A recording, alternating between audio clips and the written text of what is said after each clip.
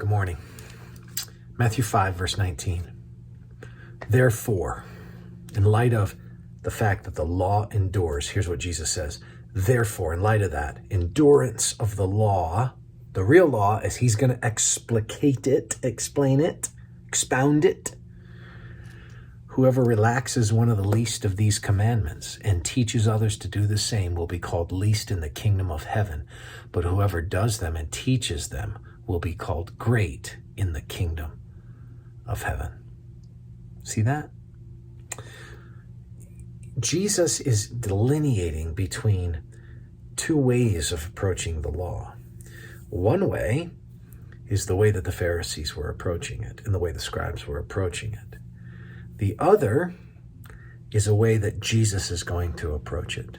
And Jesus is going to give a more robust understanding of the law, right? So like, illustrate it. When he gets talking about anger and murder, he'll say things like, you've heard it said, don't murder. But I tell you, don't even be angry at your brother. Well, what's harder not to do? To not murder or to not get angry at your brother? What's harder not to do? Not commit adultery or not to lust? Well, isn't it obvious that it's harder not to have anger and it's harder not to lust than it is to not murder or to not commit adultery?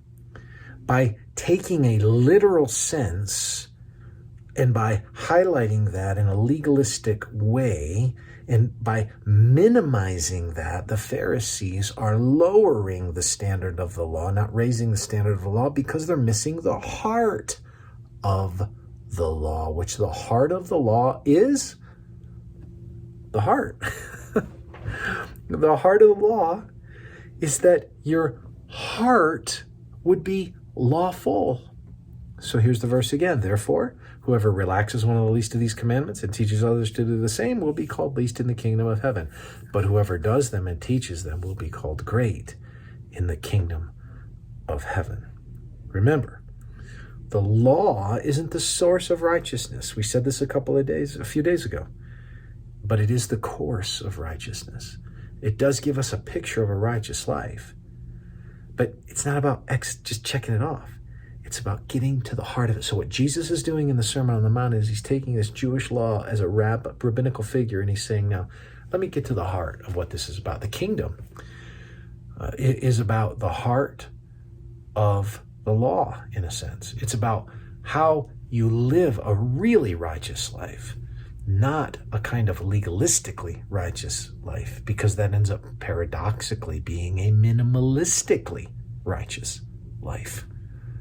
May the Lord help us as we continue through the Sermon on the Mount.